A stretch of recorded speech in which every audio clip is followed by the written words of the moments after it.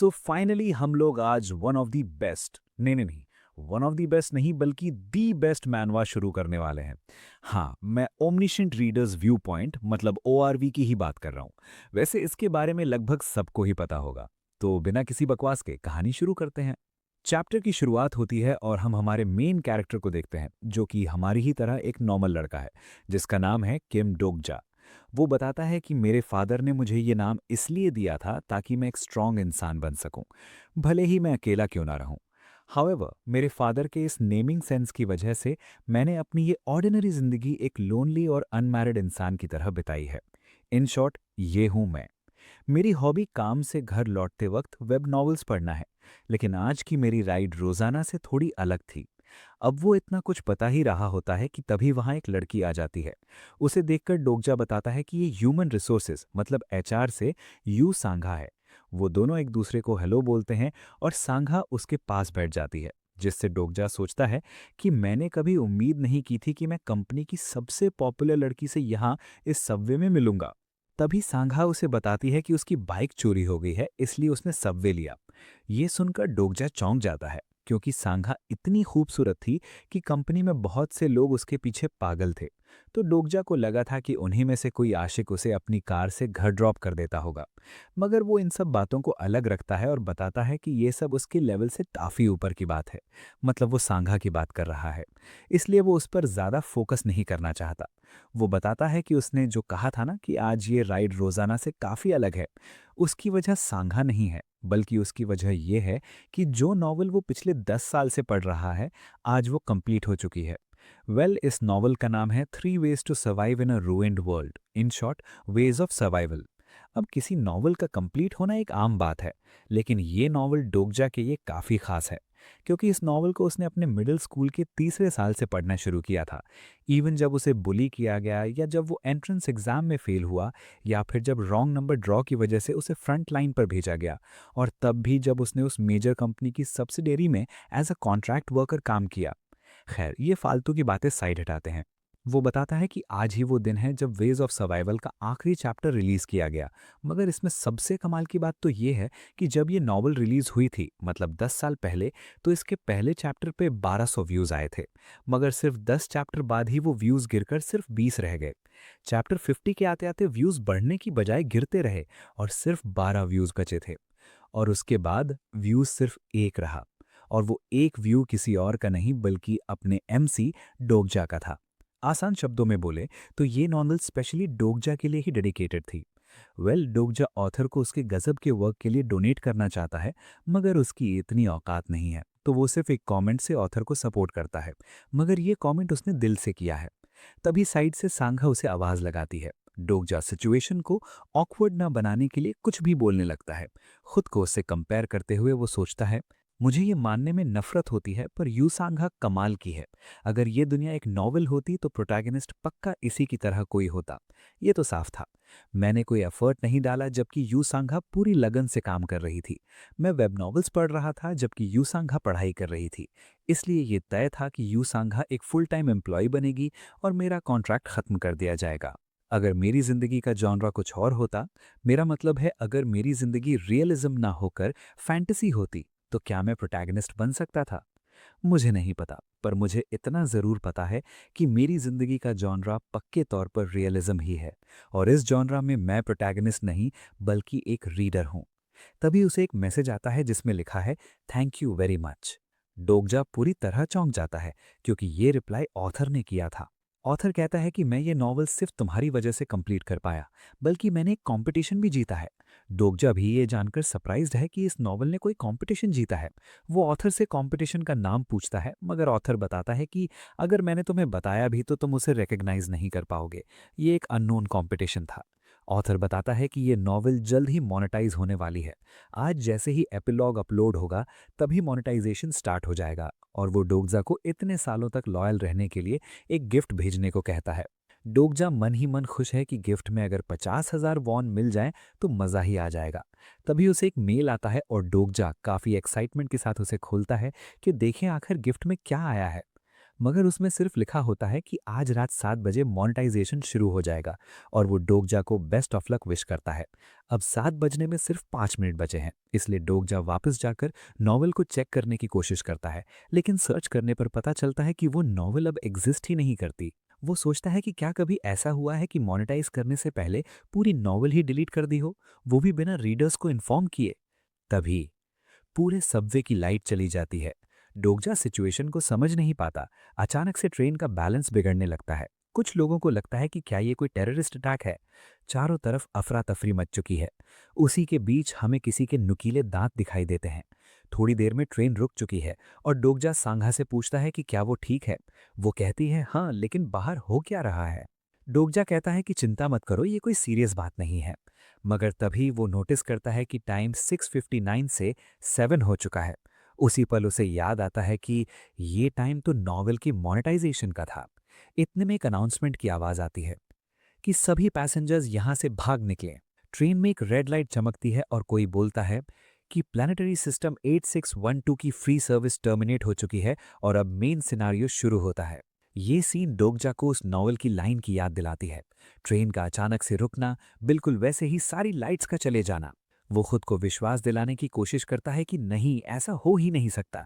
Train का इस तरह रुकना कोई अजीब बात नहीं है। मगर वो इस सिचुएशन से अनचाहे ही किसी नॉवल के इंट्रोडक्शन को याद कर रहा है, जो कि एक रिडिकुलस ख्याल है ना? ऐसा पॉसिबल नहीं है। तभी सांघा कहती है कि क्या ये कोई इम्प है? डोगजा उसकी बात समझ नहीं पाता, मगर तभी उसे नॉवल की वो लाइन याद आती है। छोटे हॉर्न्स का एक जोड़ा, भूसे के बंडल में लिपटा हुआ वो अजीब और रोएदार क्रीचर हवा में तैर रहा था। वो इतना भयानक था कि उसे फेरी नहीं कहा जा सकता था, इतना दुष्ट था कि उसे एंजल नहीं कहा जा सकता था, और इतना सीधा लग रहा था कि उसे डेविल भी नहीं कहा जा सकता था। डोगजा इसे देखते हुए भी मानना नहीं चाहता, क्योंकि इस क्रीचर को इम्प कहा जाता है। अब ये क्रीचर कुछ बोलना शुरू करता है, लेकिन उसकी लैंग्वेज किसी को समझ नहीं आती। कुछ लोग तो इसे एक्टिंग समझकर वीडियो रिकॉर्ड करना शुरू कर देते हैं, लेकिन हमारा डोगजा तुरंत समझ जाता है कि बिना किसी शक के ये एक इम्प है, जो कि रूइंड वर्ल्ड सर्वाइवल के हजारों चैप्टर्स में सभी कैलामिटीज के लिए रिस्पॉन्सिबल था। तभी सांघा कहती है कि शायद ये स्पेनिश बोल रहा है। क्या मैं बात करने की कोशिश करूं? मैं तुम्हें बता दूं कि सांघा कई सारी लैंग्वेजेस जानती है, इसलिए वो ऐसा बोल रही है। डोगजा कहता है कि क्या तुम्हें पता भी है ये क्या चीज़ है? क्या तुम इससे पैसे मांगना चाहती हो? तभी वो अपनी लैंग्वेज चेंज करता है। वो कहता है, क्या तुम मुझे सुन सकते हो? पहले उसका कोरियन पैच वर्क नहीं कर रहा था, लेकिन अब सबको उसकी बात समझ आने लगती है। एक आदमी कहता है कि तुम ये क्या कर रहे हो? क्या ये मूवी की शूटिंग है? मुझे एक ऑडिशन अटेंड करना है, तो मेरे पास इन सब के लिए टाइम नहीं है। इम्प कहता है, अच्छा, एक ऑडिशन, वो भी इस समय? लगता है रिसर्च थोड़ी गलत थी। उन्होंने कहा था कि पेड सर्विस शाम 7 बजे शुरू करें तो सभी लोग आसानी से एक्सेप्ट कर लेंगे, मगर वहां खड़े लोग उसकी बातों को सुनना ही नहीं चाहते। इम्प उनसे कहता है कि सभी लोग शांति बनाए रखें और बैठकर मेरी बात सुने, क्योंकि मुझे काफ़ी इंपॉर्टेंट बात बतानी है। मगर वो लोग कहते हैं कि जल्दी से ट्रेन शुरू करो, हमें काम से जाना है। एक के बाद एक सभी शांत होने की बजाय उस पर चिल्लाने लगते हैं, और डोगजा सोचता है कि हाँ, ये तो बिल्कुल वैसे ही हो रहा है। तभी वो सांघा से कहता है कि बिल्कुल भी मूव मत करना। वो सबको ऐसा करने से रोकना चाहता है, लेकिन कैसे? इम्प उनकी बकबक से काफी तंग आ चुका है। वो गुस्से में कहता है कि मैंने बोला ना, सभी शांत हो। और अचानक से बूम, एक आदमी का सर ब्लास्ट हो जाता है। उस नज़ारे को देखकर सभी शॉक्ड हैं, क्योंकि उन्हें तो ये मूवी का शूट लग रहा था। इम्प कहता है कि ये कोई मूवी नहीं, ना ही कोई ड्रीम, और ना ही वो रियलिटी जिसे तुम जानते थे। इतना बोलते हुए उसने कई सारे लोगों के सर उड़ा दिए थे, मतलब उनके, जो बिना सिचुएशन को समझे बोले जा रहे थे। इस सीन को देखकर डॉगजिया श्योर हो चुका है कि हाँ, ये बिल्कुल रियल है। और जो थोड़े बहुत डाउट थे, वो इस ब्लड बाथ को देखकर बिल्कुल साफ हो चुके हैं। तभी आईएमपी हंसते हुए बोलता है कि तुम लोगों ने आज तक काफी मजे में अपनी जिंदगी जी है ना? आराम से सोना, खाना, सांस लेना, तुम लोग एक शानदार वर्ल्ड में जी रहे हो। लेकिन वो अच्छे दिन अब जा चुके हैं, क्योंकि कुछ भी हमेशा फ्री नहीं होता, ये तो तुम्हें पता ही होगा। अब एक आदमी आगे आकर कहता है कि क्या तुम्हें पैसा चाहिए? उसको देखकर डॉगजिया सांघा से पूछता है कि ये तो फिनांस डिपार्टमेंट से मैनेजर हान है ना? उधर वो आईएमपी को अपनी आईडी दिखाकर कहता है कि तुम्हें जितना पैसा चाहिए मैं उतना दूंगा। बताओ कितना चाहिए? 1 मिलियन या 2 मिलियन? तुम्हें जितना चाहिए बस एक बार बोल दो। आईएमपी कहता है, हाँ, पैसे की वैल्यू तो है, जिस पर तुम ह्यूमंस म्यूचुअली अग्रीड हो। वो तुरंत उन नोटों को जला देता है। लेकिन इसकी वैल्यू सिर्फ तुम्हारे ही रेल्म में है। हायर डायमेंशन में इसकी कोई वैल्यू नहीं है। एक बार और ऐसा कुछ ट्राई करो और तुम्हारा सिर भी बाकियों की तरह एक्सप्लोड हो जाएगा। अब वो कहता है कि इन फालतू की बकवास के चलते हुए भी तुम्हारा डेट बढ़ रहा है। खैर, मेरे एक्सप्लेन करने से अच्छा तुम्हारा खुद से मनी अर्न करना काफ़ी अच्छा रहेगा। तभी उसके सिर के 2 हॉर्न्स बड़े हो जाते हैं और वो एक्साइटमेंट में अनाउंस करता है कि चैनल 7623 खुल चुका है और अब कॉन्स्टलेशंस एंटर होंगे। अचानक से सबके सामने कुछ स्क्रीन्स आने लगती हैं। कुछ इसे देखकर डरे हुए हैं तो कुछ काफ़ी एक्साइटेड। डॉग जिया के सामने भी वही स्क्रीन है जिस पर लिखा है the main scenario has arrived. Main scenario number 1, proof of value. Mission, kill 1 और more living beings. Time limit 30 minutes. Reward 300 coins. Penalty for failure, death. वो आईएमपी सबको बेस्ट ऑफ लक बोलकर वहां से चला जाता है। उसके जाते ही सब में एक अलग ही टेंशन फैल जाती है। सांघा पुलिस को कॉल लगाने का ट्राई करती है लेकिन कोई रिप्लाई नहीं मिलता। डॉगजिया उसे शांत करने को कहता है। वो कहता है कि तुमने इस तरह के गेम्स खेले होंगे ना, जिनमें दुनिया तबाह हो चुकी है और तुम्हें वहां सर्वाइव करना है। ये बिल्कुल वैसे ही है। तुम अब उस गेम में हो। ये काफी सिंपल है। सभी गेम्स के अपने रूल्स होते हैं, तुम्हें बस उन्हीं को फॉलो करना है। सांघा सोचती है, रूल्स? लेकिन कौन से रूल्स? जिस पर डॉगजिया कहता है, वही तो हमें फाइंड आउट करना है। अब इससे सांघा थोड़ी काम होती है और डॉगजिया सोचता है, एक आईएमपी अपने बड़े हॉर्न्स के साथ, पूरी ट्रेन में कचरे की तरह पड़ी ये लाशें, डर में कांपता एक सैलरी मैन, साइड में बैठी एक ओल्ड लेडी जो प्रे कर रही है।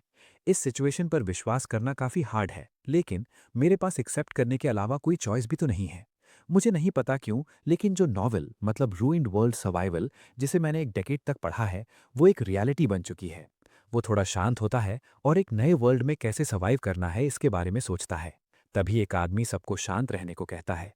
वो सभी जो कर रहे हैं वो छोड़कर गहरी सांसें लेने को कहता है ताकि सभी थोड़ा काम हो सके। वो उन्हें ध्यान से सुनने को कहता है कि जैसा तुम्हें पता है, एक छोटी सी गलती भी नेशनल इमरजेंसी में बड़ा रूप ले सकती है, इसलिए यहाँ से मैं कंट्रोल लूंगा। कुछ लोग उसकी बात सुनना नहीं चाहते। तभी वो अपनी आईडी दिखाता है और बताता है कि मैं active first lieutenant of the 6502 army battalion से हूँ। अब सबकी समझ में आ जाता है कि ये आदमी एक सोल्जर है। वो बताता है कि मुझे अभी ही अपनी बटालियन से मैसेज आया है कि ये एक टियर 1 नेशनल इमरजेंसी है। कुछ लोग कहते हैं कि ब्लू हाउस का क्या? वो क्या कर रहे हैं? उन्हें जल्दी से प्रेसिडेंट को कांटेक्ट करना होगा। लेकिन वो आदमी बताता है कि मैं एक लो रैंकिंग सोल्जर हूं, तो मेरे पास ब्लू हाउस की डायरेक्ट लाइन नहीं है। डॉगजिया भी काफी शॉक्ड है, मगर वो नेशनल इमरजेंसी की वजह से शॉक नहीं है, क्योंकि इसकी तो उसे पहले से ही उम्मीद थी। वो किसी और चीज से सरप्राइज्ड है। वो उस आदमी का नाम याद करता है, फर्स्ट लेफ्टिनेंट ली हियन सॉन्ग। हाँ, ये तो वही है। भले ही डॉगजिया ने उसे पहली बार देखा है, लेकिन वो इस आदमी को जानता है, क्योंकि ये आदमी रूइंड वर्ल्ड सर्वाइवल का एक रेकरिंग कैरेक्टर है, the steel sword master Lee Hyun Sung. Dokja भी परेशान है कि नॉवेल का कैरेक्टर भी आ चुका है, लेकिन क्या ये इसी तरह इंट्रोड्यूस हुआ था? नहीं। As a reader of ruined world survival, मैं पक्का ये कह सकता हूं कि ये आदमी तो फर्स्ट सिनेरियो खत्म होने के बाद आया था। तो आखिर यहाँ चल क्या रहा है? वो तुरंत अपने फोन में नॉवल को दोबारा से रीड करने की कोशिश करता है। तभी सांघा अपने फोन में प्राइम मिनिस्टर की स्पीच दिखाती है, जो कहता है कि सोल के साथ कुछ अनस्पेसिफाइड एरियाज में अनआइडेंटिफाइड टेररिस्ट्स आ गए हैं। गवर्नमेंट जो हो सके वो सब कर रही है उन लोगों से फाइट करने के लिए। डॉगजिया सोचता है कि हाँ, मैं इस सिचुएशन से भी फेमिलियर हूँ। ये इसे एक टेरर अटैक समझ रहे हैं। ये सुनना ही बिल्कुल रिडिकुलस है। वहां खड़े कुछ लोग कहते हैं कि प्रेसिडेंट कहाँ है जो प्राइम मिनिस्टर स्पीच दे रहे हैं। एक बोलता है कि उसे तो पहले ही पेल दिया। अच्छा, तो फिर ये एक बकवास है। मगर डॉगजिया सोचता है, नहीं, ये कोई बकवास नहीं है। तभी फोन में फायर होने की आवाज आती है और उधर प्राइम मिनिस्टर भी टपक चुका है। थोड़ी ही देर में स्क्रीन चेंज हो जाती है और वो आईएमपी दिखाई देता है। वो काफी एक्साइटमेंट के साथ कहता है कि जैसा मैंने कहा, ये कोई हॉर्स प्ले नहीं है। तुम लोगों को अभी भी समझ नहीं आया? मगर रिपोर्ट्स के हिसाब से तो इस कंट्री के लोग वीडियो गेम्स में काफी अच्छे हैं, तो क्यों ना हम डिफिकल्टी थोड़ी बढ़ा दें। तभी सिनारियो का टाइम कम होने लगता है और सीधे 10 मिनट हो जाता है। वो आगे कहता है, एज अ बोनस पेनल्टी, अगर अगले 5 मिनट में पहला मर्डर नहीं हुआ तो रिस्पेक्टिव जोन में सभी ऑर्गेनिजम्स को एनाहिलेट कर दिया जाएगा। ये सुनते ही लोगों में अफरा तफरी मच चुकी है। वो सोल्जर सबको शांत रहने को कहता है। इधर डॉगजिया सोचता है कि हाँ, अभी तक सब कुछ वैसा ही हो रहा है, मतलब नॉवेल के प्लॉट के जैसा। लेकिन यहाँ कुछ तो अजीब है। उसे कुछ अनईजी सा फील होता है, क्योंकि ली हियन सॉन्ग तो आ चुका है, लेकिन अभी तक वो क्यों नहीं आया? डॉगजिया को किसी और के सामने आने की भी उम्मीद थी, जो नॉवेल के हिसाब से अब तक आ जाना चाहिए था। तभी कुछ लोग नोटिस करते हैं कि पीछे वाले कैरेज मतलब डब्बे में मर्डर हो चुका है वो डोर ब्लॉक करने की कोशिश करते हैं ताकि उधर से कोई यहाँ ना आ सके। लेकिन जैसे ही वो डोर टच करने की कोशिश करते हैं तभी डोर से बिजली निकलती है और अनाउंस होता है कि जब तक जोन का सिनेरियो खत्म नहीं होता एग्जिट परमिट नहीं है। तभी दूसरी जगह से आईएमपी स्ट्रीम करता है। वो बताता है कि अगले 5 मिनट में कुछ नहीं हुआ तो देखो क्या हो सकता है। स्क्रीन पर एक गर्ल्स क्लासरूम दिखाया जाता है। अचानक से वहां भगदड़ मच जाती है क्योंकि टाइम लिमिट खत्म हो चुकी है और अब पेमेंट सेटलमेंट शुरू होगा। डॉगजिया उनकी चीखें सुनते हुए अपनी आंखें बंद कर लेता है क्योंकि उसे पता है कि इसका रिजल्ट क्या होगा। पूरी क्लास में एक के बाद एक गर्ल्स को मार दिया गया, लेकिन सभी के खत्म होने से पहले एक लड़की दूसरी की गर्दन पकड़ के उसे मारने की कोशिश कर रही है। और जैसे ही वो दूसरी लड़की खत्म हुई एक अनाउंसमेंट होती है, चैनल 2351 सर्वाइवर ली जी है। उस पूरी क्लास से सिर्फ एक लड़की बचती है। आईएमटी काफी ज्यादा एक्साइटमेंट के साथ बोलता है, देखा ये कितना फन है ना। ये आईएमपी सीधे सीधे बोल रहा है कि अगर जिंदा रहना चाहते हो तो अपने बगल वाले को मार दो, सिंपल। डॉगजिया काफी फ्रस्ट्रेटेड है और साइड में सांघा डर में कांप रही है। लेकिन डॉगजिया के लिए उससे ज्यादा स्ट्रेंज बात तो ये है कि अभी तक वो आदमी क्यों नहीं आया, क्योंकि नॉवेल के हिसाब से अभी तक उसे यहाँ आ जाना चाहिए था। वो सोचता है कि अगर मैं एक बार दोबारा से रूइंड वर्ल्ड सर्वाइवल को पढ़ सकूं तो शायद इस सिचुएशन को बदला जा सके, लेकिन साइट पर वो नॉवल एग्जिस्ट ही नहीं करती। तभी उसे कुछ याद आता है। वो तुरंत ऑथर का भेजा गिफ्ट दोबारा खोलता है जहां एक फाइल अटैच्ड है, और जैसे ही वो उसे खोलता है तो वहां उसे मिलती है रूइंड वर्ल्ड सर्वाइवल की TXT फाइल। वो इसे एक सपना समझता है। वो अपनी आंखें मलता है और दोबारा देखता है, लेकिन ये कोई सपना नहीं है। वो सोचता है कि क्या सच में उन्होंने मुझे ये नॉवल एज अ गिफ्ट भेजी है, मगर ये तो इलीगल है। इस बेवकूफ को इस सिचुएशन में भी ये सब इलीगल लग रहा है। वो सोचता है कि बिल्कुल एक गेम की तरह रूइंड वर्ल्ड सर्वाइवल के सभी लोगों को एक यूनिक ट्रेट मिलेगी जिससे सभी को यूनिक स्किल यूज कर पाएंगे। वो भी अपनी ट्रेट और स्किल चेक करने की कोशिश करता है। वो मन में ट्रेट्स मेन्यू बोलता है और विंडो में लिखा आता है कि ट्रेट्स मेन्यू को एक्टिवेट नहीं किया जा सकता। वो कई बार ट्राई करता है लेकिन कुछ रिजल्ट नहीं मिलता। डोगजा सोचता है कि अगर मैं ट्रेट्स मेन्यू नहीं देख पाया तो मैं पता ही नहीं लगा पाऊंगा कि मेरी ट्रेड्स और स्किल क्या है। थोड़ी देर सोचने के बाद वो इस सब को साइड हटाता है और फाइल को रीड करना शुरू करता है। तभी एक नोटिफिकेशन आता है, यूनिक ट्रेड की वजह से रीडर की स्पीड बढ़ चुकी है। मतलब वो अपनी ट्रेड की वजह से उस फाइल को काफी तेजी से पढ़ सकता है। उसे रूइंड वर्ल्ड सर्वाइवल की शुरुआत पढ़ने में 1 मिनट भी नहीं लगा, जिसकी वजह से उसे वो मिल चुका है जो वो ढूंढ रहा था, मतलब सरवाइव करने का रास्ता। उसे एक नंबर मिलता है 3707। ये एक डिब्बे का नंबर है। वो ऊपर देखता है तो वो अभी 3807 में है। वो तुरंत समझ जाता है कि अब तक मुझे वो अजीब फीलिंग आ रही थी तो सिर्फ इसलिए क्योंकि जिस कैरेज में मैं हूँ वो प्रोलॉग के मेन कैरेक्टर के कैरेज से बिल्कुल पीछे है। लेकिन फिर इस कैरेज का क्या होगा, मतलब 3807 का। तभी सांघा कहती है, डोगजा क्या हमें उसे रोकना चाहिए? और डोगजा को कुछ लाइन्स याद आती हैं कि उसने सफरा तफरी में ब्लड विंडो से देखा, लेकिन तब तक बहुत देर हो चुकी थी। अब कुछ नहीं हो सकता क्योंकि उस कैरेज के सर्वाइवर्स सिर्फ 2 लोग थे। पीछे देखने पर एक लड़के ने किसी को पकड़ा हुआ है जो उसे मारने वाला है। डोगजा सोचता है कि मुझे पहले ही पता है कि वो 2 लोग कौन हैं जो सरवाइव करेंगे। ये औरत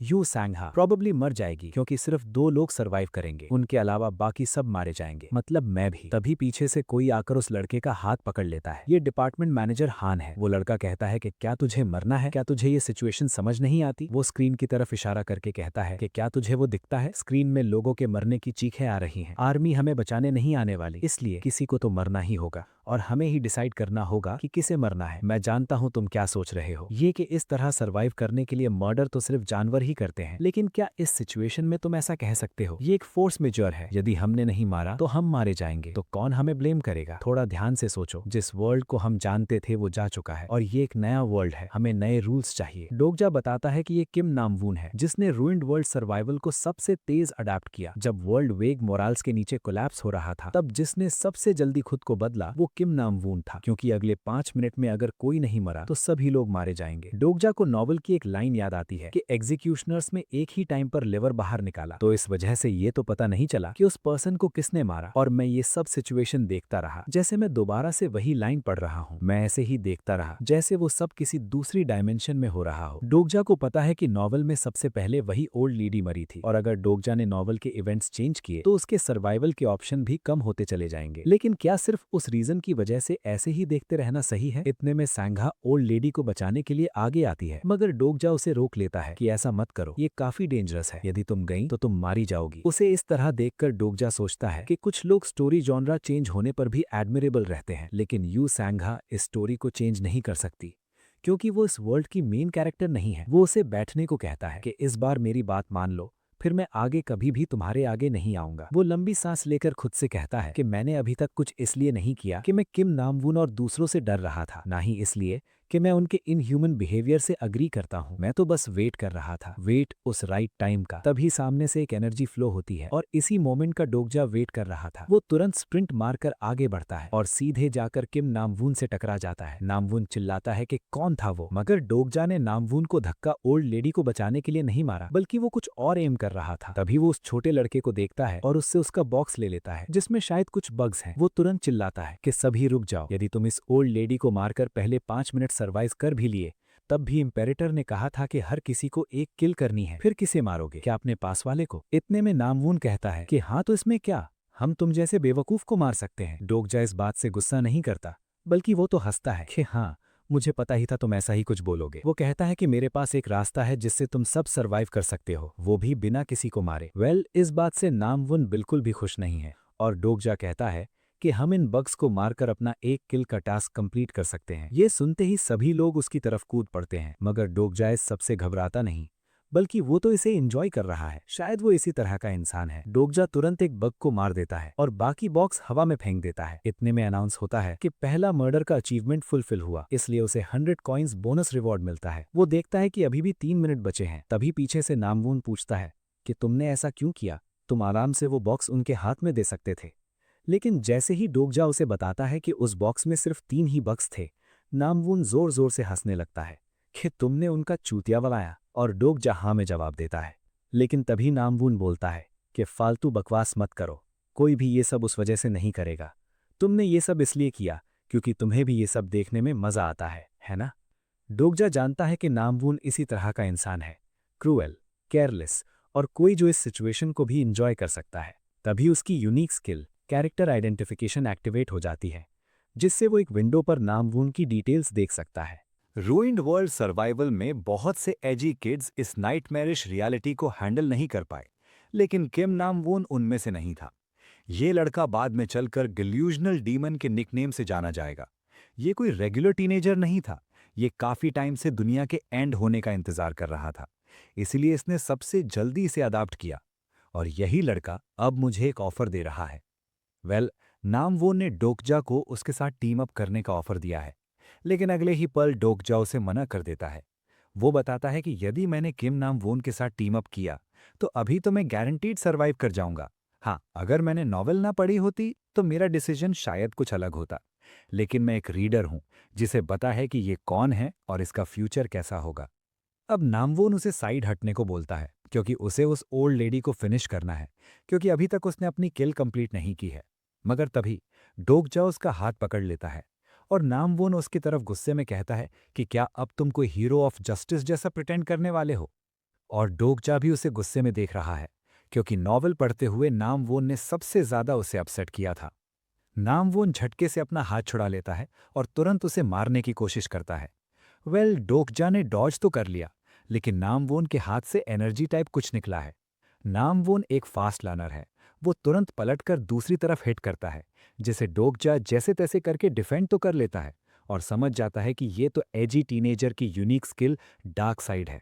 इसने इतनी जल्दी अपनी स्किल मैनिफेस्ट कर ली। नामवून उसे मारने की कोशिश करता है और इसी बीच उसे फील होता है कि वो पहले से काफी ज्यादा स्ट्रांग बन चुका है। डोकजा सोचता है, हाँ, इसी वजह से प्रोटैगनिस्ट ने इसे एक कंप्लीट साइकोपैथ होते हुए भी रिक्रूट किया था। मगर क्या सच में मुझे उसका यूज करना पड़ेगा? तभी उसे एक नोटिफिकेशन आता है। उसमें लिखा है, तुम अपनी skill omniscient reader's point of view के पहले स्टेज पर पहुंच चुके हो। ये स्किल डोकजा के लिए भी नहीं है। इधर बाकी सब लोग बग्स ढूंढ रहे हैं और उधर नामवून एक के बाद एक मुक्के बरसा रहा है, लेकिन इतनी कोशिश के बाद भी वो डोकजा को हिट नहीं कर पाता, जिससे वो काफी इरिटेट है। और ऐसा इसलिए क्योंकि डोकजा की skill omniscient reader's point of view activate हो चुकी है, जिसकी वजह से नामवून का हर अटैक उसे पहले से ही पता चल जाता है। वो जैसे ही उसे मारने की कोशिश करता है, डोकजा की विंडो से बता देती है कि ये अटैक राइट शोल्डर की तरफ आने वाला है, जिससे डोकजा उसके सारे अटैक डॉज कर रहा है। इस स्किल की हेल्प से डोकजा को ऐसा फील हो रहा है जैसे वो नामवून का माइंड पढ़ सकता है, लेकिन वो सिर्फ डॉज ही कर सकता है, ऑफेंसिव जाना तो इम्पॉसिबल है।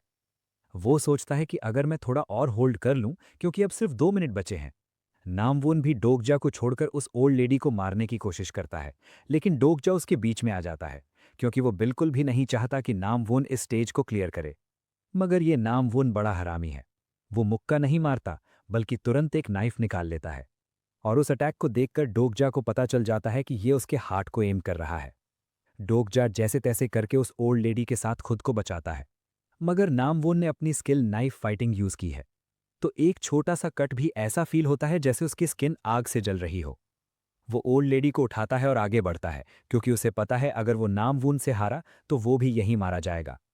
लेकिन इस तरह से सर्वाइव करना डोगजा के लिए कोई नई बात नहीं है। रियल वर्ल्ड में भी उसकी कंडीशन कुछ ज्यादा अच्छी नहीं थी।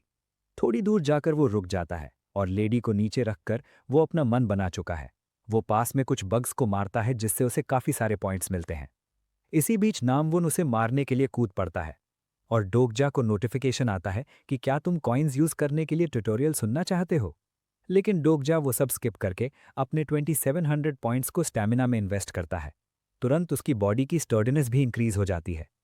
अब जैसे ही नामवुन अपना अटैक उस पर हिट करता है तो वो नाइफ डोगजा की बॉडी से टकराकर वहीं रुक जाता है। नामवुन तुरंत पीछे हटता है।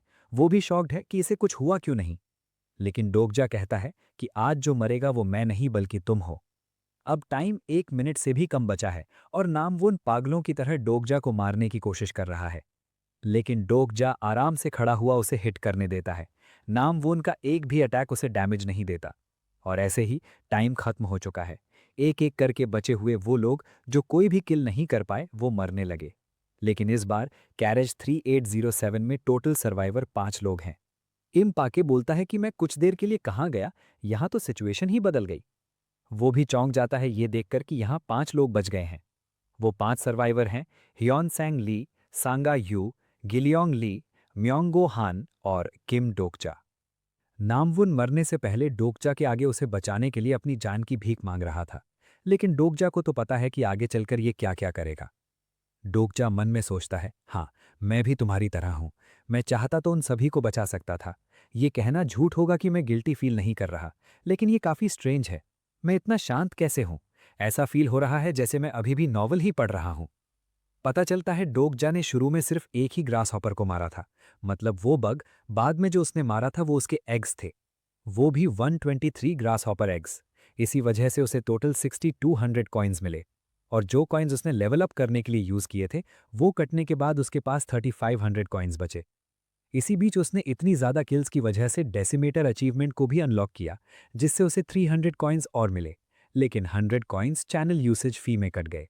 वो सोचता है कि जिस वर्ल्ड को हम जानते थे वो एंड हो चुका है और एक नए वर्ल्ड ने जन्म लिया है, और मैं इकलौता रीडर हूं जिसे पता है कि इस वर्ल्ड की एंडिंग क्या होगी। बाहर वो लोग एक भयानक मॉन्स्टर को देखते हैं। वो उसी ब्रिज के पास है जहां उनकी ट्रेन रुकी हुई है।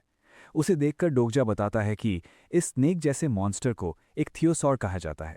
वैसे ये सर्पेंट के नाम से भी जाना जाता है। बाद में जाकर TWSA में इसे ग्रेड 7 मॉन्स्टर क्लासिफाई किया जाएगा। TWSA वर्ल्ड में सिनारियोस को सबसे ऊपर रखा जाता है, तो जब तक कोई भी मॉन्स्टर सिनारियो का हिस्सा नहीं है तब तक वो हम पर अटैक नहीं करेगा। तभी डोगजा देखता है कि इम्प के पीछे आसमान में टोटल 21 स्टार्स चमक रहे हैं। इसी वजह से वो इम्प काफ़ी ज़्यादा खुश भी है।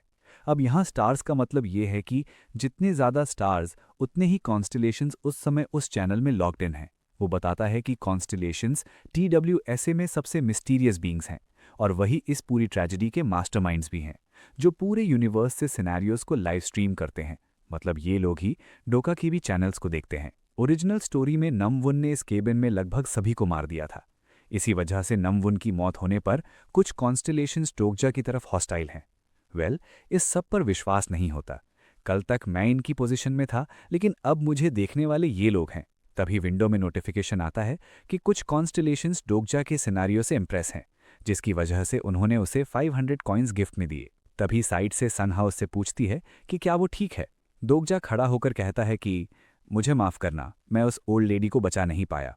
लेकिन संघा उसे थैंक यू बोलती है, क्योंकि डोगजा ने जो बग्स का बॉक्स फेंका था वो उसी की तरफ गया था। मगर डोगजा कहता है कि वो तो सिर्फ एक इत्तेफाक था, ये दोबारा नहीं होगा। डोगजा सोचता है कि यहाँ 5 सर्वाइवर्स बचे हैं, ये मेरी उम्मीद से ज़्यादा निकले।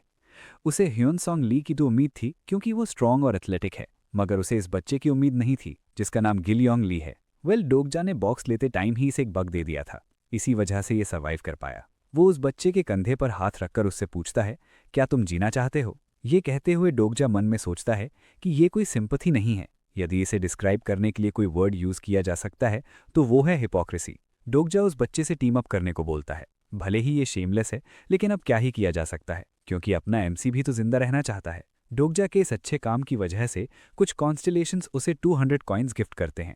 डोगजा सोचता है कि आने वाले इवेंट्स के लिए मुझे कॉन्स्टलेशंस की अटेंशन अपनी तरफ खींचनी होगी। तभी पीछे से म्योंगो हान कहता है कि क्या अब तुम हमें जाने दोगे? उसे देखकर डोगजा सोचता है कि ये आदमी भी काफी लकी निकला। इम्प उससे पूछता है कि क्या तुम सच में बाहर जाना चाहते हो? मतलब बाहर की सिचुएशन तो देखो, सच में जाना चाहते हो? बाहर वो सरपेंट उनका बेसब्री से इंतजार कर रहा है। इम्प कहता है कि मैं काफी इंप्रेस्ड हूं, क्योंकि मुझे इस केबिन से कोई खास उम्मीद नहीं थी, फिर भी तुम लोग सर्वाइव कर गए। तुमने प्रूव कर दिया कि बग्स भी सर्वाइव करना डिजर्व करते हैं। वो आगे कहता है कि हर मुश्किल एक रिवॉर्ड डिजर्व करती है। तो पहले सिनेरियो का रिवॉर्ड ये है कि तुम अब कॉन्स्टलेशन से स्पॉन्सर होने के लिए क्वालिफाइड हो। इम्प को उम्मीद थी कि ये सुनकर सभी काफी एक्साइटेड हो जाएंगे, मगर डोगजा सोचता है कि ये क्या एक्साइटेड होंगे जब इन्हें इसके बारे में पता ही नहीं। सिर्फ मैं ही हूं जिसे कॉन्स्टलेशंस और स्पॉन्सर के बारे में पता है। इम्प कहता है कि चलो मैं एक्सप्लेन करता हूं। अभी तुम लोग बहुत ज्यादा वीक हो। अगर इस तरह तुम अगले सिनारियो में गए तो तुम कुत्ते की मौत मारे जाओगे। लेकिन कुछ ग्रेट बीइंग्स हैं जो तुम पर दया करके तुम्हें स्पॉन्सर करना चाहते हैं। अब इन्हें तो ये भी नहीं पता कि स्पॉन्सर होने का मतलब क्या है। इम्प कहता है कि छोड़ो, एक्सप्लेन करने से अच्छा तो तुम एक्सपीरियंस कर लो, वही सही रहेगा। तभी उनके सामने कुछ विंडोज पॉपअप हो जाती हैं। डोगजा की विंडो में 4 कॉन्स्टलेशंस हैं जो उसे स्पॉन्सर करना चाहते हैं। तभी साइड से संघा पूछती है कि कुछ अजीब से ऑप्शंस पॉपअप हुए हैं, और डोगजा बहाना बनाता है कि मुझे भी इस बारे में कुछ नहीं पता, तुम इसे एक एप्टीट्यूड टेस्ट जैसा ले सकती हो। वो खुद को बताता है कि जो हमें सपोर्ट प्रोवाइड करते हैं वो कॉन्स्टलेशंस हैं, और अब स्पॉन्सर सिलेक्शन शुरू हो चुका है। स्पॉन्सर सिलेक्शन एक सिस्टम है जिसमें कॉन्स्टलेशंस जो हमें डोका के भी चैनल्स के थ्रू देखते हैं, वो एक इंसान को अपनी इनकारनेशन के रूप में चुनते हैं और उसे स्पॉन्सर करते हैं। और मेरे केस में 4 कॉन्स्टलेशंस मुझे स्पॉन्सर करना चाहते हैं, लेकिन कॉन्स्टलेशंस कभी अपना ट्रू नेम रिवील नहीं करते। ये देखते हुए कि TWSA के प्रोटैगनिस्ट के पास इनिशियली 5 ऑप्शंस थे, तो 4 भी कोई छोटा नंबर नहीं है। वो बताता है कि उनके निकनेम्स के हिंट्स का यूज करके हमें खुद उनकी आइडेंटिटी का पता लगाना होता है। मुझ जैसे TWSA के रीडर के लिए ये बच्चों का खेल है। पहला कॉन्स्टलेशन है अबिसिल ब्लैक फ्लेम ड्रैगन। ये एक पावरफुल कॉन्स्टलेशन है जो ब्लैक क्लाउड ग्रुप को लीड करता है, और इससे स्पॉन्सर लेने पर एक जबरदस्त पावर बूस्ट मिलता है जो अर्ली सिनेरियोज में बहुत यूजफुल है। लेकिन जितना ज्यादा इसकी पावर यूज होती है, उतना ही बंदा अपने सेंसेस लूज करके आखिर में एक साइकोटिक किलर बन जाता है, क्योंकि ये एज लॉर्ड एट्रीब्यूट्स को सपोर्ट करता है। डोगजा श्योर है कि इसने नॉवल में नमवुन को चूज किया था, तो अब इसने मुझे क्यों पिक किया? खैर, वो अभी के लिए इसे होल्ड पर रखता है और अपने सेकंड ऑप्शन की तरफ जाता है। डिमोनिक जज ऑफ फायर। नाम सुनकर लगता है कि ये एक डिमोनिक कॉन्स्टलेशन होगा, लेकिन आयरॉनिकली यहाँ डिमोनिक का मतलब ये नहीं कि वो कोई डेमन है। फायर और जज से क्लियर होता है कि ये एंटिटी आग के जरिए जजमेंट देती है, और इसका मतलब है कि ये एक्चुअली आर्क एंजल ऊरियल है। मुझे याद है कि नॉवल में किसी ने इसे अपना स्पॉन्सर चुना था। ऊरियल कोई गलत चॉइस नहीं है, लेकिन पहले मैं अपने सारे ऑप्शंस एक्सप्लोर करूंगा, क्योंकि अच्छे कॉन्स्टलेशंस पावरफुल तो होते हैं, लेकिन वो अपने स्पॉन्सर पर कुछ रिस्ट्रिक्शंस भी लगा देते हैं। अब तीसरा कॉन्स्टलेशन है सीक्रेटिव प्लॉटर। डोगजा ने नॉवल में भी इस कॉन्स्टलेशन के बारे में नहीं सुना है, तो हो सकता है नॉवल में इसे कभी मेंशन नहीं किया गया हो। डोगजा सोचता है कि ये ज्यादा पावरफुल कॉन्स्टलेशन नहीं होगा, तो वो अगले की तरफ मूव कर जाता है। Prisoner of the golden headband. नाम सुनते ही डोगजा को बहुत बड़ा शॉक लगता है, क्योंकि इतनी जल्दी इसका ऑफर मिलना बिल्कुल अनएक्सपेक्टेड है। इसीलिए उसका दिल तेज धड़कने लगता है। प्रिजनर नाम थोड़ा नेगेटिव लगता है, लेकिन फोकस गोल्डन हेडबैंड पर है, जो दुनिया का सबसे छोटा प्रिजन माना जाता है, और ये उस एंटिटी को रेफर करता है जो माउंट हुआगो का ओनर है और एक सिर पर बंधे दर्दनाक शैकल के साथ जीता है। ये है हैंडसम मंकी किंग, जिसके पास गोल्डन गेज और फायरी आइज हैं। The great sage heaven's equal Sun Wukong. Novel में एक कैरेक्टर उसका स्पॉन्सर था, और उसकी पावर इतनी जबरदस्त है कि वो अपने स्टाफ के एक स्विंग से हंड्रेड्स ऑफ इनकारनेशंस को क्रश कर सकता है, और एक लाइटनिंग बोल्ट से थाउजेंड्स ऑफ मॉन्स्टर्स को खत्म कर देता है। डोगजा समझ नहीं पाता कि उस जैसा कॉन्स्टलेशन मुझ में क्यों इंटरेस्ट दिखा रहा है, मगर वो सोचता है कि अगर मैंने the great sage heaven's equal को अपना स्पॉन्सर बनाया तो क्या मैं उसे हरा पाऊंगा। मतलब वो अगले डिब्बे में जो है उसकी बात कर रहा है। तभी पता चलता है कि स्पॉन्सर सिलेक्शन खत्म हो चुका है। एम्प हंसते हुए कहता है कि वाओ, किसी ने काफी इंटरेस्टिंग चॉइस की है। आगे और बहुत सी अपॉर्चुनिटी मिलेंगी। वो कहता है कि सबने स्पॉन्सर सिलेक्ट कर लिया है, तो एक छोटा सा ब्रेक लेते हैं ताकि मैं अगला सिनेरियो प्रिपेयर कर सकूं। वो 10 मिनट बाद आने को बोलकर वहां से चला जाता है। डोगजा सबको गैदर होने को बोलता है। हियॉन सॉन्ग ली उससे आकर मिलता है।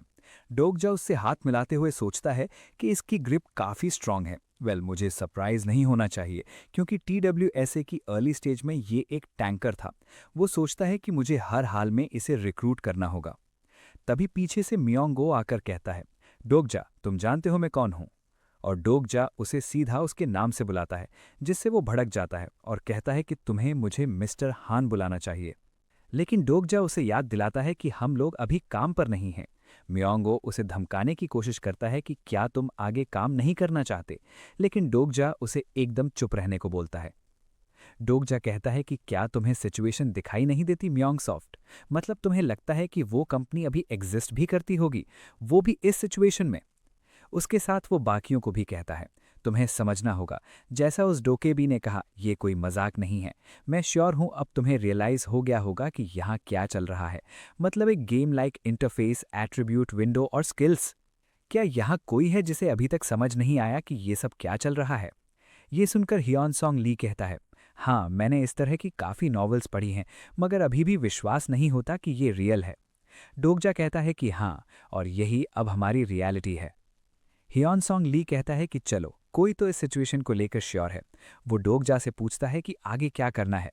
तभी एक विंडो में पता चलता है कि हियॉन सॉन्ग ली ने डोगजा पर ट्रस्ट करना शुरू कर दिया है और डोगजा की हियॉन सॉन्ग ली को लेकर अंडरस्टैंडिंग बढ़ने लगी है। डोगजा कहता है कि हमें यहाँ से बाहर निकलना होगा। ये सुनकर वो सभी चौंक जाते हैं क्योंकि बाहर तो वो सर्पेंट घूम रहा है। वो सभी चारों तरफ से ऐसा करने को मना करते हैं और कहते हैं कि हमें थोड़ा और सोचना चाहिए। इतने में पीछे से दूसरे डिब्बे के गेट से एक जोरदार आवाज आती है। शायद कोई उसे तोड़ने की कोशिश कर रहा है। ये देखकर डोगजा समझ जाता है कि अभी अगला सिनेरियो तो शुरू नहीं हुआ है, तो इसका मतलब ये अगले डिब्बे का सर्वाइवर है, मतलब कैबिन 3707 का इकलौता सर्वाइवर। डोगजा तुरंत समझ जाता है कि कैबिन 3707 का सर्वाइवर कोई और नहीं बल्कि इस स्टोरी का ट्रू प्रोटैगनिस्ट है। डोगजा कहता है, हमें यहाँ से निकलना होगा क्योंकि अगर हम नहीं गए तो हम अगला सिनेरियो शुरू होने से पहले ही मारे जाएंगे।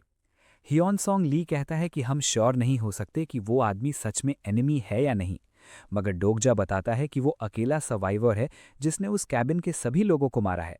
क्या अब भी तुम उससे मिलना चाहोगे? ये सुनते ही वो बाहर निकलने का रास्ता ढूंढने लगते हैं। वो सभी बाहर निकलने का कोई रास्ता ढूंढ रहे हैं और पीछे से वो आदमी उस डोर को तोड़ने वाला है। तभी सांघा को एक रास्ता मिलता है, मगर जैसे ही वो उसे खोलने की कोशिश करते हैं तो पता चलता है कि ये टूटा पड़ा है। डोगजा सोचता है कि मैं कॉइन्स यूज करके अपनी स्ट्रेंथ बढ़ा सकता हूं, लेकिन क्या पता आगे क्या हो, इसलिए रेकलेसली कॉइन्स यूज करना सही नहीं है। वो हियॉन सॉन्ग ली से अपनी स्किल यूज करने को कहता है। अब डोगजा उसकी कैरेक्टर प्रोफाइल चेक करता है और पता चलता है कि हियॉन सॉन्ग ली का कॉन्स्टलेशन और एट्रीब्यूट नॉवल की तरह ही है। हियॉन सॉन्ग ली कहता है कि हाँ, मेरे पास एक स्किल है, लेकिन मुझे पता नहीं कि उसे कैसे यूज करूं। डोगजा बताता है कि बस खुद को उसे यूज करते हुए इमेजिन करो। ऐसा ही होता है। हियॉन सॉन्ग ली काफी आराम से स्किल का यूज कर उस गेट को खोल देता है। ऑफकोर्स वो मिलिट्री में था तो उसकी स्ट्रेंथ काफी अच्छी है। खैर, इससे हियॉन सॉन्ग ली काफी खुश है और जिससे डोगजा की उसके लिए अंडरस्टैंडिंग और बढ़ जाती है। डोगजा सोचता है कि शायद stigma great mountain push successfully activate हो गया। अब वो बाहर निकलकर भाग रहे हैं और डोगजा सोचता है कि कैबिन 3707 का डोर जल्द ही टूट जाएगा, लेकिन अगर मेरी मेमोरी सही है तो डोर का टूटना असली प्रॉब्लम नहीं है। तभी वहां वो इम्प आ जाता है। वो थोड़ा इरिटेट होकर बोलता है कि मैंने तुम्हें कहा था कि वहीं पर रहना और अभी मैं अगला सिनेरियो भी प्रिपेयर नहीं कर पाया। मगर अब क्या किया जा सकता है? वो तुरंत सेकेंड सिनेरियो शुरू कर देता है। विंडो से पता चलता है कि इस सिनेरियो की क्लियर कंडीशन ये है कि कोलैप्स्ड ब्रिज को पार करके ओक्सो स्टेशन में एंटर करो। टाइम लिमिट है 20 minutes, reward 200 coins, penalty for failure पता नहीं, सिर्फ क्वेश्चन मार्क। तभी सांघा कहती है कि डोगजा, कुछ गड़बड़ है, इसमें तो लिखा है कोलैप्स्ड ब्रिज, लेकिन ब्रिज तो कोलैप्स है नहीं। डोगजा उन्हें बिना कुछ सोचे जल्दी से भागने को कहता है।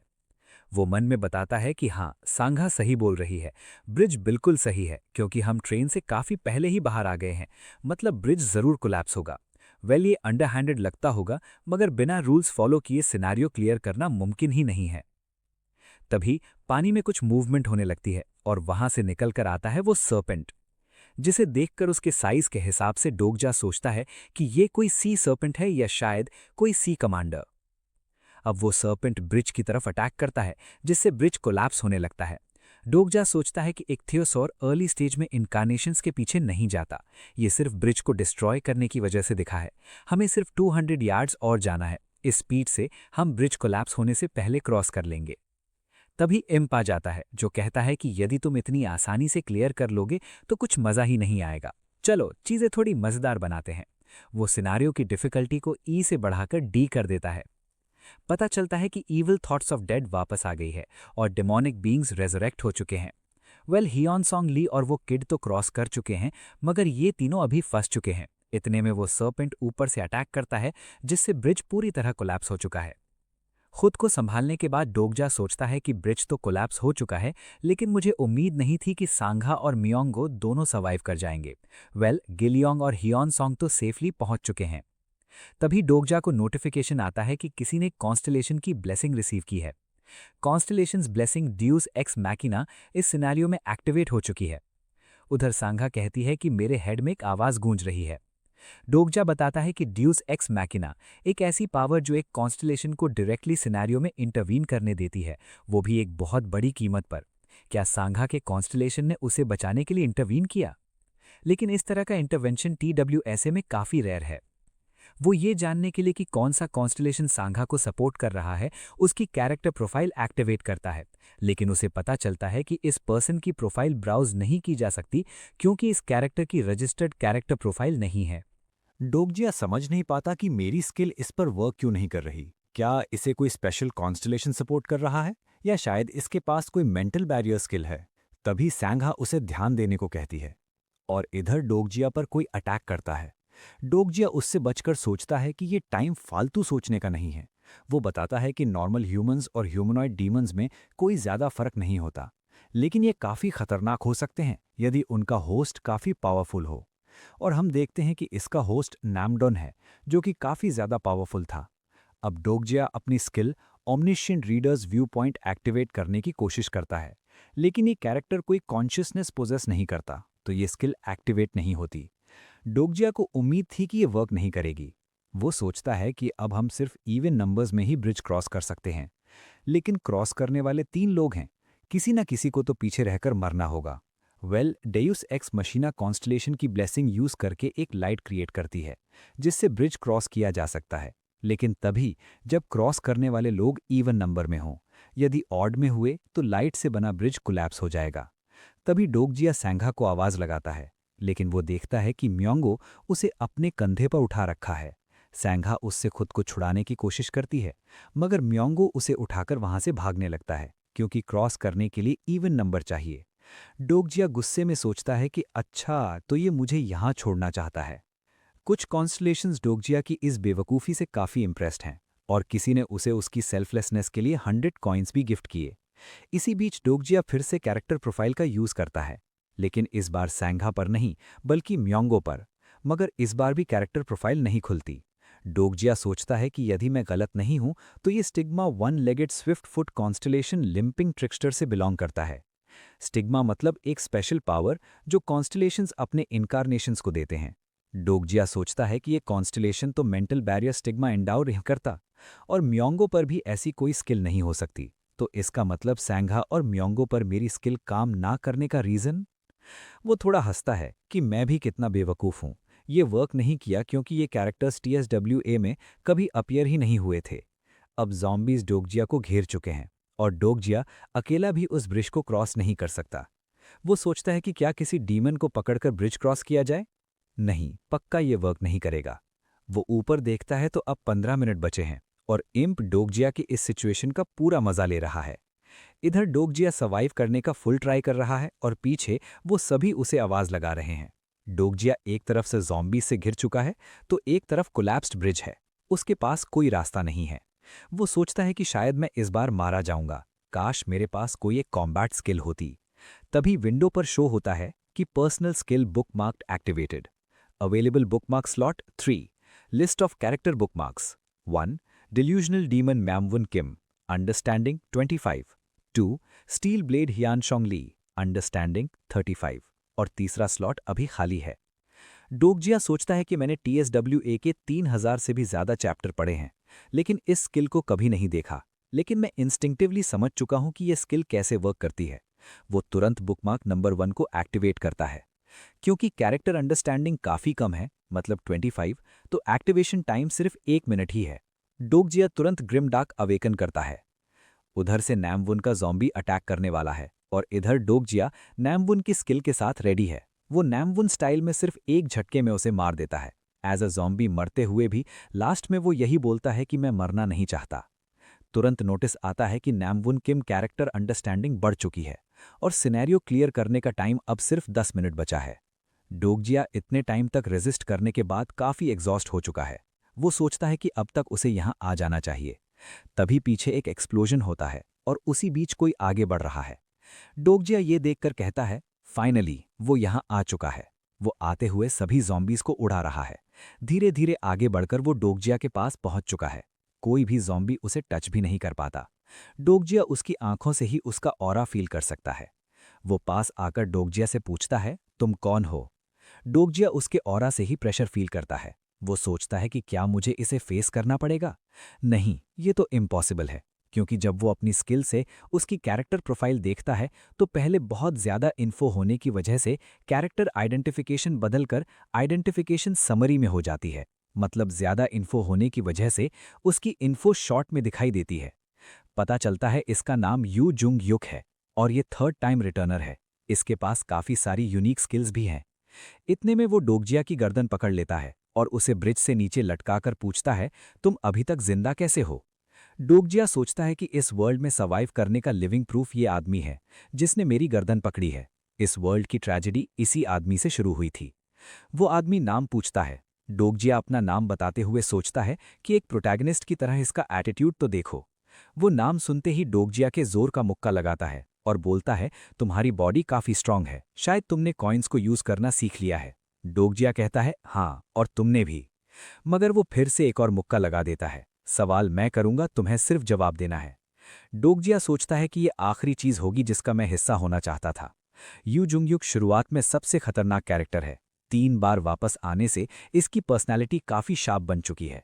इस मोमेंट पर ये अपने गोल्स अचीव करने के लिए बिल्कुल भी हेजिटेट नहीं करेगा।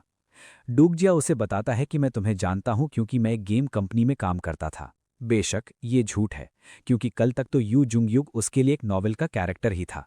डोगजिया उसे विश्वास दिलाना चाहता है कि मैं उसका फैन था। वो मन में सोचता है कि इसकी फेम सिर्फ एक नॉवेल की सेटिंग की वजह से है, लेकिन फिर भी मैं इसका फैन था। मैं इसे पसंद करता और नापसंद भी, हेट भी और इसके लिए चीयर्ड भी।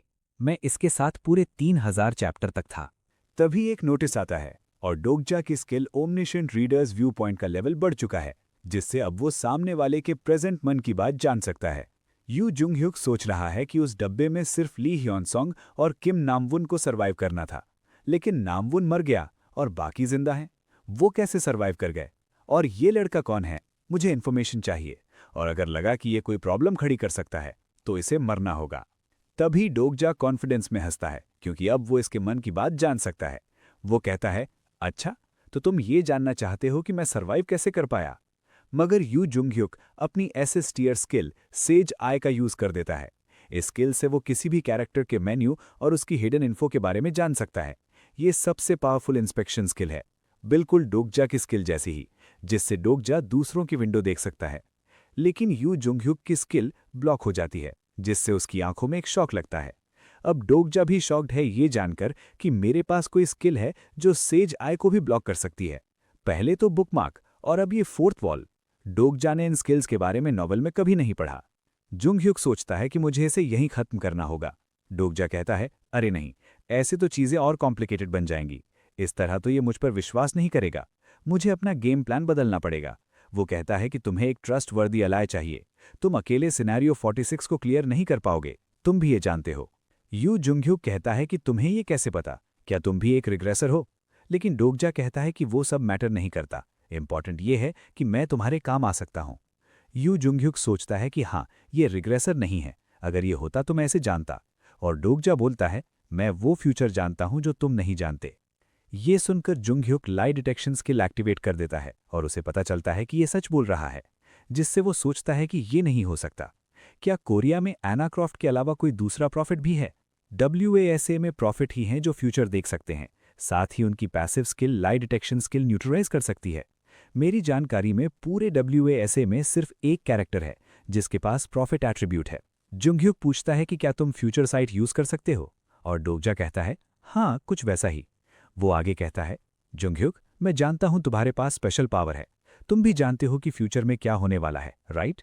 लेकिन तुम्हें भी पता है तुम्हारी वो नॉलेज इनकम्प्लीट है, इसलिए मुझे अपना कंपेनियन बनाओ और मैं तुम्हारी वो फ्यूचर नॉलेज कंप्लीट करूंगा। डोगजा सोचता है कि जुंगhyuk को प्रॉफिट का एज अ कंपेनियन काफी अट्रैक्टिव लगेगा और मैं एक प्रॉफिट जैसा एक्ट कर सकता हूं क्योंकि मैं स्टोरी का अकेला रीडर था। जुंगhyuk सोचता है कि हाँ, यदि ये प्रॉफिट है तो इसे साथ लाना काफी हेल्पफुल होगा, सिर्फ सिनेरियो 46 के लिए ही नहीं बल्कि ज़ैराथुस्ट्रा से फाइट करने में भी। लेकिन क्या मैं इस पर ट्रस्ट कर सकता हूं? थोड़ा सोचने के बाद जुंगhyuk कहता है कि ठीक है, मैं तुम्हें अपना कंपेनियन बनाऊंगा, और वो उसे घसीट कर ले जाने लगता है। अब दो लोग ब्रिज क्रॉस कर रहे हैं तो ब्रिज कोलैप्स नहीं होता, और डोगजा काफी रिलीव्ड है कि मुझे विश्वास नहीं होता मैंने रिग्रेसर को कन्विंस कर लिया। डोगजा की पैसिव स्किल डीएक्टिवेट हो चुकी है और तभी जुंगhyuk रुक जाता है।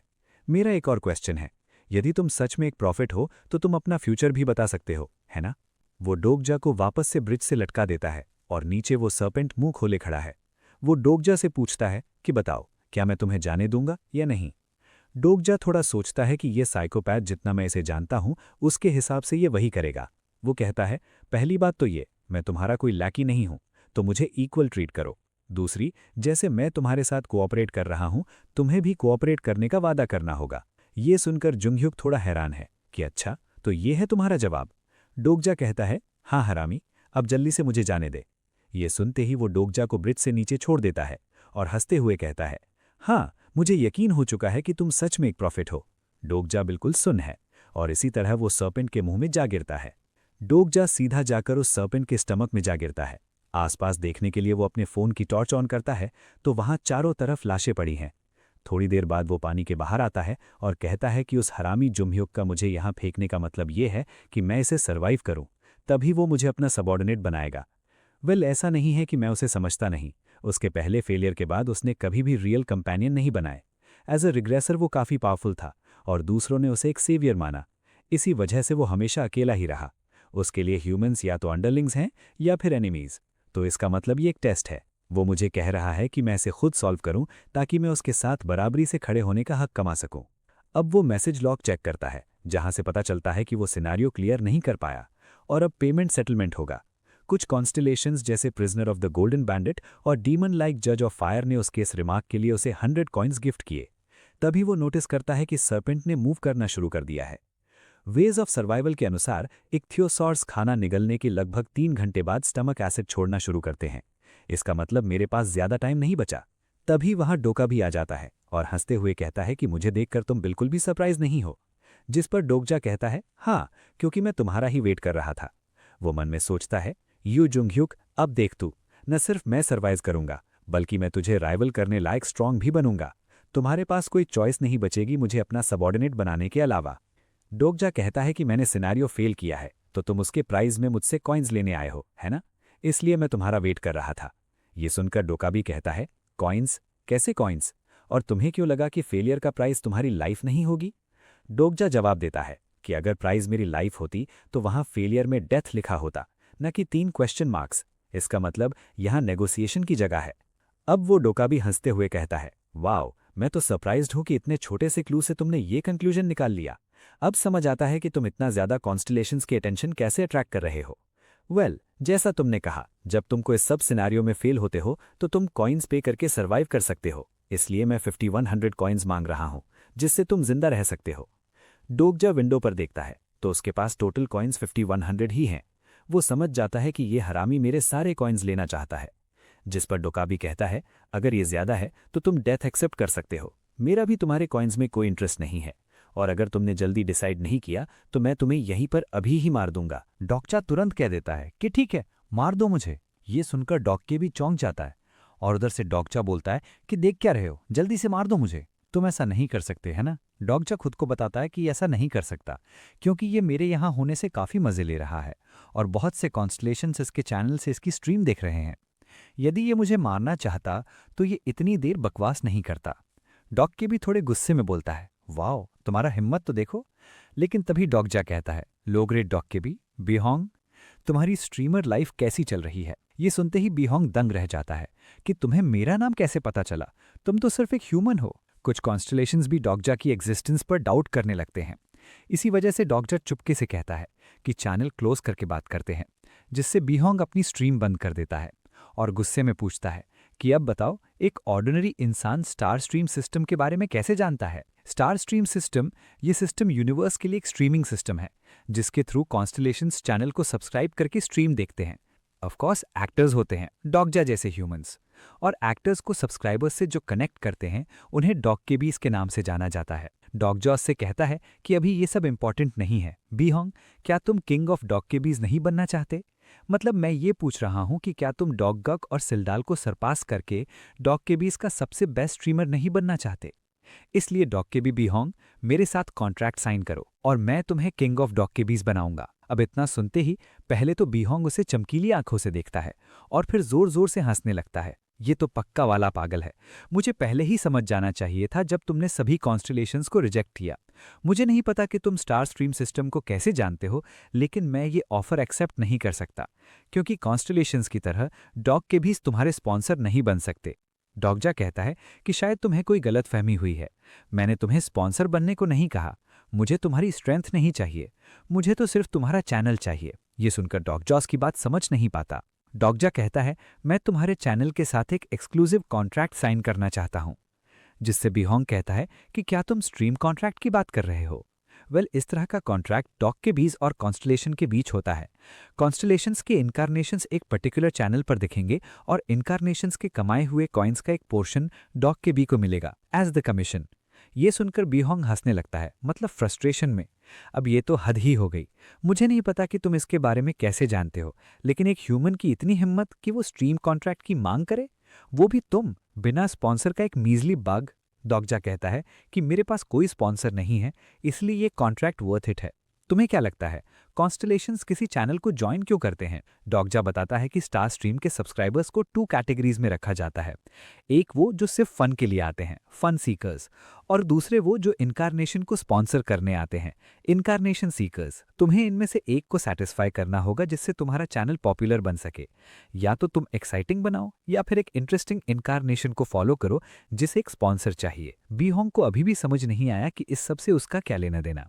बकवास बंद करो और साफ साफ बताओ। डॉगजा कहता है कि क्या हो यदि तुम्हारा चैनल दोनों कंडीशन सेटिस्फाई करे, मतलब फन सीकर्स और इनकारनेशन सीकर्स। भले ही कोई इनकारनेशन कितना भी इंटरेस्टिंग क्यों ना हो, जैसे ही स्पॉन्सर सिलेक्शन खत्म होता है, इनकारनेशन सीकर्स चैनल को लीव कर जाएंगे।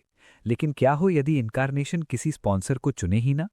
और क्या हो जब उस इनकारनेशन की एबिलिटीज स्पॉन्सर्ड इनकारनेशंस की एबिलिटीज को भी राइवल करे? मैं पक्का कह सकता हूं कि कॉन्स्टलेशंस में हंगामा मचा होगा। वो जल्दी से तुम्हें चैनल ओपन करने को बोल रहे होंगे।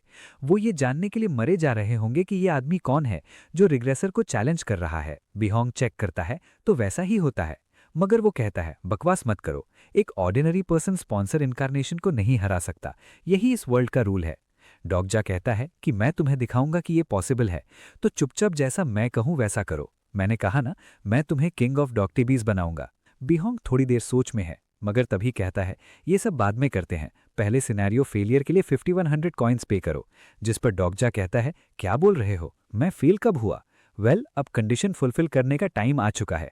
जल्दी से चैनल ओपन करो, क्योंकि अब वो शुरू होने वाला है। तभी एक नोटिस आता है जिससे पता चलता है कि hidden scenario, commander slayer, clear condition, सी कमांडर इक्थियोसॉर को खत्म करके इसके स्टमक से एस्केप करो।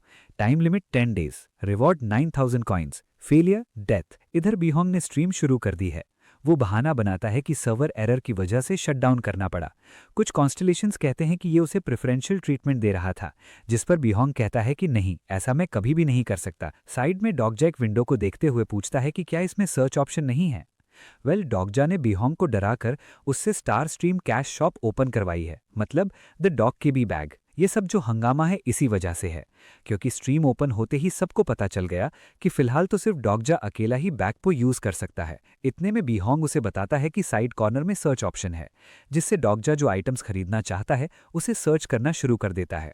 पहले वो एंशिएंट ड्रैगन सर्च करता है और बीहोंग कहता है कि तुम्हें ड्रैगन्स के बारे में भी पता है। और डोगजा जवाब देता है कि हाँ ये कूल नाम है तो मैंने सिर्फ ट्राई किया। फिर वो ग्रेट डीमंस आईबॉल और प्यूरिस्ट स्वॉर्ड फोर्स सर्च करता है। एंड में पता चलता है कि उसने 4 म्यूकस पैक्स और 4 थॉर्न्स खरीदे हैं। बीहोंग उन्हें यूजलेस बताता है। वेल इस सब में डोगजा के 800 कॉइन्स खर्च हो चुके हैं। बीहोंग कहता है कि बाद में तुम्हें ये सब खरीदने पर रिग्रेट भी हुआ तो तुम्हें कोई रिफंड नहीं मिलने वाला, ओके याद रखना। डोगजा इस बात को समझता है और अभी के लिए उसे इग्नोर कर देता है। तभी बीयुंग स्ट्रीम बंद कर देता है और कहता है कि याद रखना, मैंने कॉन्ट्रैक्ट के लिए हाँ नहीं बोला है। वेल अगर डोगजा ने इस सिनारियो को क्लियर कर लिया तो उसके बाद कॉन्ट्रैक्ट की टर्म्स नेगोशिएट की जाएंगी। इतना बोलकर वो जाने लगता है। ऑफ कोर्स जाने से पहले वो चैनल को ओपन कर देता है। डोगजा अपने फ़ोन में देखता है कि उसके पास ज़्यादा टाइम नहीं बचा है। वो तुरंत कुछ प्रिपेयर करने लगता है। वो उन नुकीले थॉर्न्स पर उसने जो म्यूकस लिया था उसे लगाने लगता है। तभी वो सर्पेंट मूव करके अपना खाना डाइजेस्ट करने लगता है, जिससे डोगजा उन थॉर्न्स को फेंक कर उन होल्स में गाड़ देता है ताकि वो फ्लूइड यानी एसिड अंदर ना आ सके, और वो खुद उसे पकड़कर ऊपर लटक जाता है। बाहर सर्पेंट दर्द में चीख रहा है और अंदर डोगजा काफी थक चुका है। वो सोचता है कि पता नहीं कितना टाइम हो गया, क्या मैं ये कर भी पाऊंगा? मैं तो सिर्फ एक रीडर हूं, मैं कोई मेन कैरेक्टर नहीं हूं।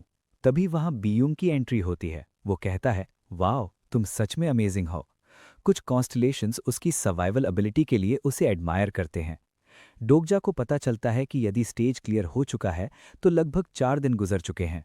बीयुंग कहता है कि तुम स्टोन पोक स्पाइन्स को इस तरह यूज करोगे, मैंने ये तो बिल्कुल भी इमेजिन नहीं किया था। नोटिस आता है कि सिनारियो खत्म हुआ और डोगजा को 9000 कॉइन्स मिलते हैं।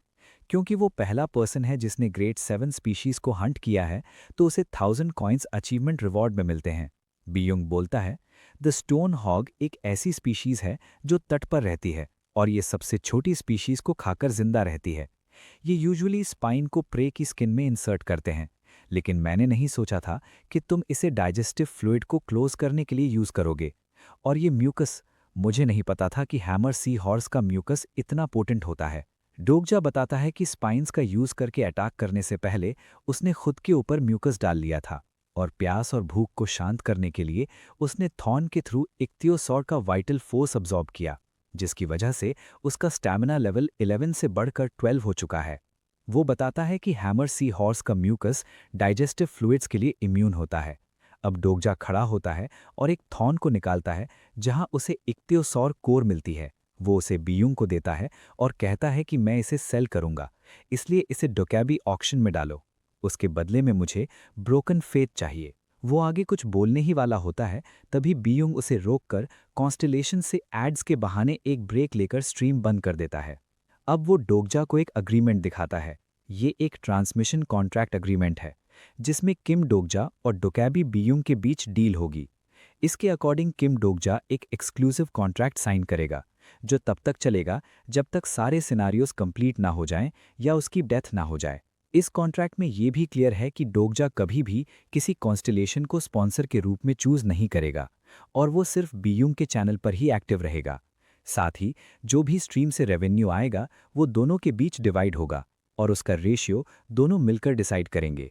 ये देखकर डोगजा सोचता है कि मैंने सब चेक कर लिया है, बाकी सब तो ठीक है सिवाय एक चीज के, मतलब पे रेशियो के।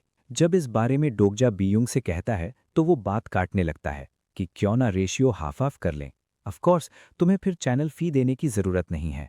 डोगजा बताता है कि कॉन्स्टेलेशंस अपनी इनकारनेशन डोकैबीज के चैनल के थ्रू ऑब्टेन करते हैं और कॉन्स्टेलेशन से मिला कंट्रीब्यूशन परसेंटेज में डिवाइड होता है। ये बिल्कुल नॉर्मल है। वो बीयुंग से कहता है कि मैं बिना स्पॉन्सर का इनकारनेशन हूँ और जब बिना स्पॉन्सर का इनकारनेशन का डोनेट किया जाता है तो कॉन्स्टेलेशंस को काफ़ी ज़्यादा फ़ी पे करनी पड़ती है। तुमने पहले ही मेरी वजह से काफ़ी मज़े ले लिए हैं। डोगजा नया रेशियो 10:0 रखता है कि तुम्हें सिर्फ कमीशन मिलेगा, मैं तुम्हें कुछ पे नहीं करने वाला। ये सुनकर बीयुंग बर्दाश्त नहीं कर पाता। वो गुस्से में चीख पड़ता है कि क्यों ना 7:3 रखें, मगर डोगजा कहता है कि अगर ये बात है तो मुझे किसी और चैनल पर जाना पड़ेगा। वैसे गिल्दाल आजकल काफ़ी मज़े ले रहा है, मुझे उससे बात करनी चाहिए। ये सुनकर बीयुंग 8:2 की बात रखता है, लेकिन डोगजा अपनी 10:0 की बात पर अड़ा रहता है। बीयुंग अपने गुस्से को कंट्रोल किए हुए है क्योंकि वो डोगजा को मार भी नहीं सकता, क्योंकि कॉन्स्टेलेशंस उसी की वजह से बीयुंग के चैनल पर हैं। फाइनली वो मान जाता है, लेकिन तभी डोगजा डाउन पेमेंट में 5000 कॉइन्स मांगता है। कुछ देर बाद डोगजा पानी से निकलकर लैंड पर पहुंच चुका है।